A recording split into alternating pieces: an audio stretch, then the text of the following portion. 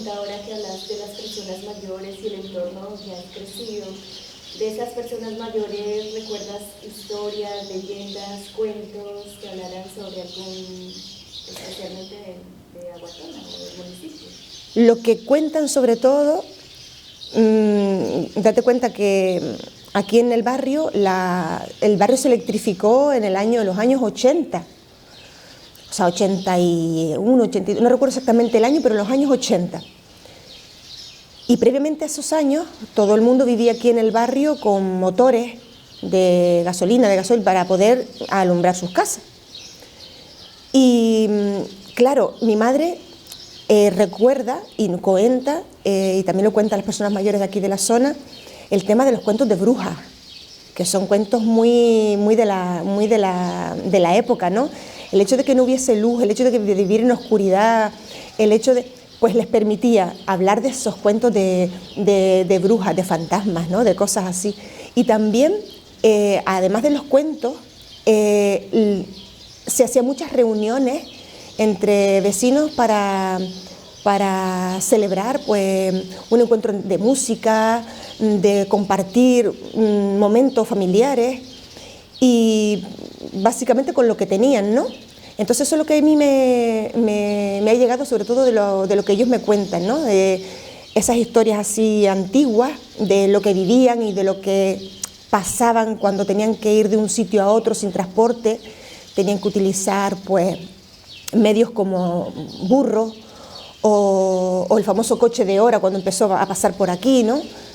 Y claro, son cuentos en los que te quedas y te impactas y te quedas sobre todo con la escasez de recursos que había en aquel entonces, pero sabían salir adelante, pudieron prosperar y pudieron realmente vivir con sus carencias, lógicamente, pero a día de hoy lo cuentan como, oye, que vivíamos así, pero realmente pues nos podíamos permitir encontrarnos, disfrutar con música, encuentros familiares, encuentros vecinales, unos en casa de otros, y la verdad que eso a mí a veces me llena, ¿no? Dice, a veces lo tenemos todo y no nos encontramos, y a veces sin nada, ¿no?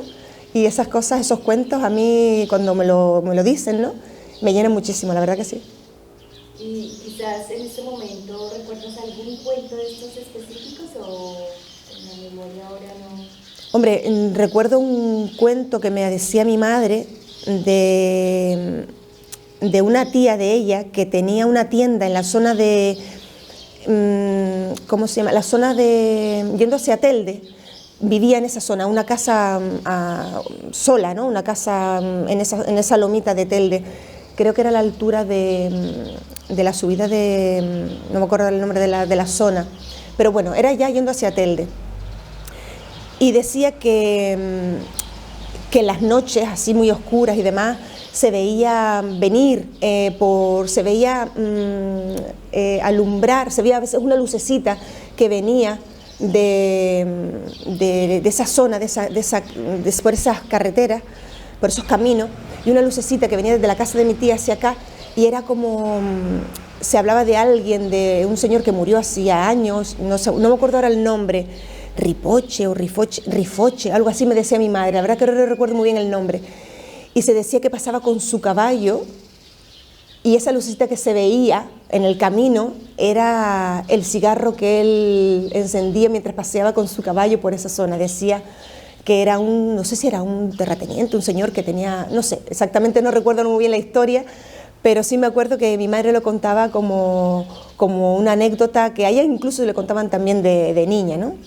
No sé, o cosas así de cuentos de brujas, de a una tía también que le cortaron una vez la coleta, y la coleta le apareció bien hecha, el pelo que le cortaron, le apareció hecho una trenza debajo de la almohada al día siguiente, no sé, cosas muy así extrañas, que yo se las creo, ¿vale? Pero cositas así, cuentos de brujas, cuentos de eventos que veían raros, te digo, sobre todo por la noche, al no tener nada, al no ver nada, pues lógicamente se creaban esas imágenes o se creaban esas fábulas, ¿no? Esos cuentos.